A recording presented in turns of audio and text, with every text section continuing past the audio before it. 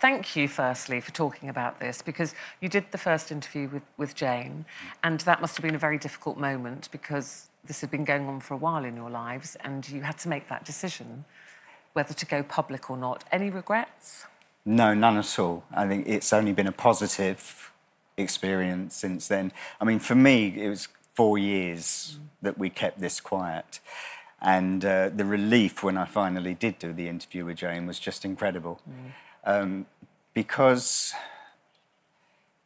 it's a situation where, because Barbara's obviously so well known, people are always coming up to her. And she loves that, and she she encourages it. I mean, if they walk past her, she'll grab them and say, "What are you doing?" It's me. But, yeah, we had to do it because it was getting more difficult as well. Well, you must have felt very protective of her. When people don't know, you must have felt on kind of edge all the time. Is she going to say something? Is she going to do something? Yeah, and I didn't want her to come across as if she was being kind of silly or people looking at her thinking, well, that's a very strange thing to say. And I noticed, you know, as it progressed, it was getting more difficult. Let's say if we were in a taxi, in the back of a taxi, then she'd ask the taxi driver most likely, you know, 8 times where he lived. And yet every now and then you'd see someone look up in the mirror and kind of think. So it couldn't be hidden anymore. And now that people know, and it became very public due to Jane's interview with you in The Sun, what's people's reaction now when they see you and Barbara out? It's been amazing. It's been amazing. I mean, you know, I really want to thank everyone so much because the love and affection that they show her and understanding as well. You know, it's not everyone comes up to her, but when they do, she loves it. You know, she kind of walks along the street smiling anyway. And she is the national treasure, isn't she? I mean, everyone loves her. Tell us about when you went to the theatre the other day, in July. We went to see 42nd Street. We went with Jake Wood and his wife from EastEnders, who plays Max. And we went in, and it was lovely. It was a matinee, and we walked in, and one little hand went up to wave to her, so she waved back, and suddenly there was about a sea of hands all started waving at her, and I just thought, wow. And of course, you know, she loves it. She's an actress. And you realised, didn't you, that they all knew? They were all kind of embracing her. Yeah, for me, it was such a relief because, as I say, we'd hidden it for so long, and to feel that support and to feel it was OK to talk about it. And, you know, the thing that really empowered me in a way was how many people spoke to me afterwards. Friends that would say to me, actually, we're really worried about Mum or Dad, and we don't know how to approach the subject because they get really funny about it. And all I can say is it's not a very nice thing to have to say to someone when you realise that they're getting repetitive or there's something not quite right. But you have to have that conversation. How did you end up doing that with... Well, Barbara was kind of trying to continue with EastEnders. This was just before she left in 2010. And I noticed it was taking her longer. And when we decided that she would leave, which she reluctantly did because she just loved it so much, I noticed at home that the repetitive nature was coming in. She was losing things more often than not. And also, I've always said something happened to her personality.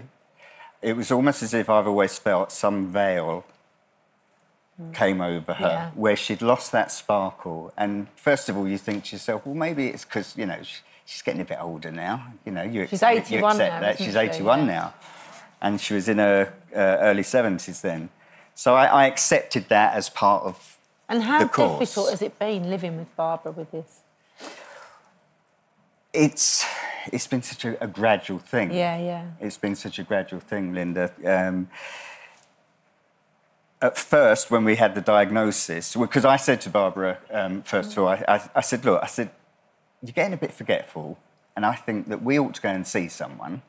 I said, because if there is a bit of wear and tear, maybe they'll give you something that will help it. And I faced kind of no resistance from her at all. So I was really lucky in that sense that she came along willingly.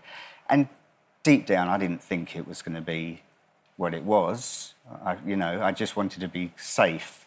And of course, then after a while, the early tests that they do is they sent people round to the house who would do different kind of cognitive tests with her and make her repeat stories, make her write things down.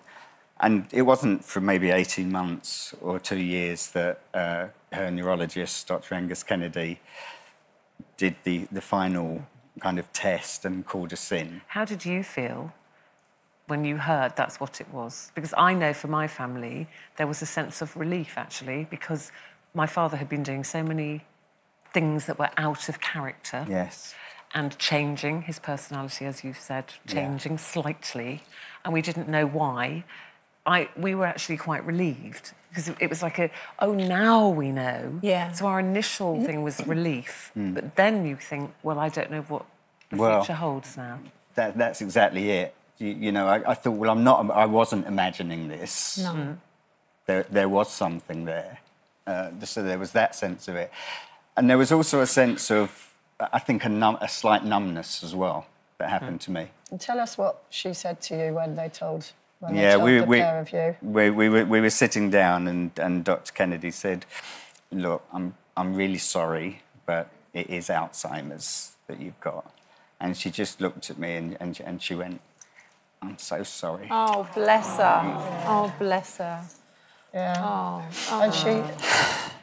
I know it's really upsetting. It's very nervous because you don't talk publicly. No. But Scott wants to do this because the whole campaign is about bringing dementia out of the shadows. There is no shame in it. No. And for somebody like Barbara, who, as you say, is a national treasure, to put her story out there willingly, to help, it's helping others. And I keep telling her that as well, because I keep obviously having to remind her. I left the house this morning and I said, right, I'm going off, to do Loose Women. And she said, oh, send him all my love. So I said, yes, I will. And she said, well, you're on the television. I said, yes. So she said, fine. So I got to the dressing room and I phoned her to make sure she was OK. And she said, where are you?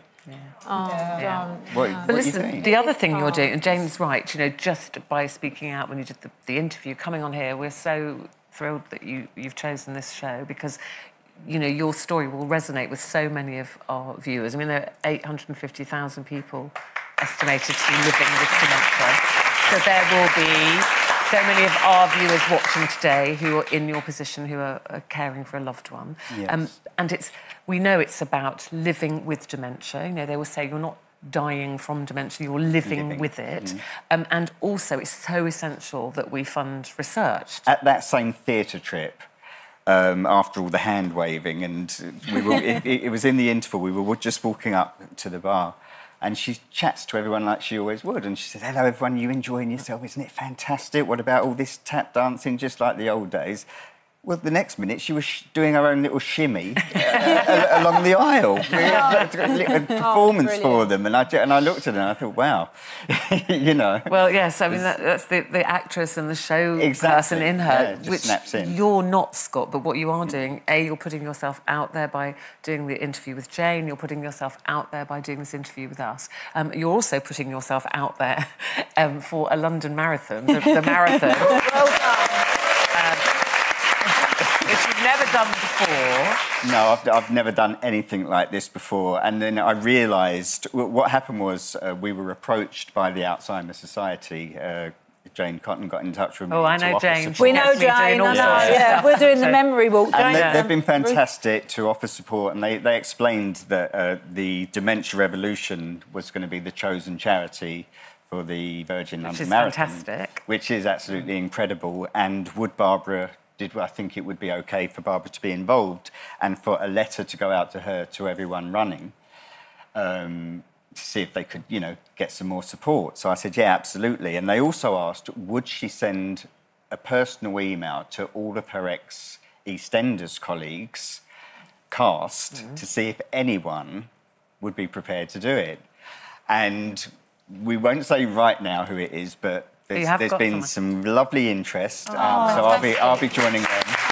So did you at this point Did you at this point think, well, I can't not do it then? Because everyone... I did, I'm asking especially everyone. when I knew a few of the cast were doing it, because I had this image of me standing there with the water as they all ran past. Well done, very good. And I thought, no, I have to become involved. And it's also, I realised it's on my 56th birthday. Oh, your birthday. Oh, my goodness. What a best present. Well, that is the 28th of April. Happy birthday for that. Thank you. Next year, the London Marathon, and you are running for Dementia Revolution. So this is Alzheimer's Society and Alzheimer's Research UK have joined forces, and it's going to be a year-long campaign to raise awareness, which is exactly what we're doing now.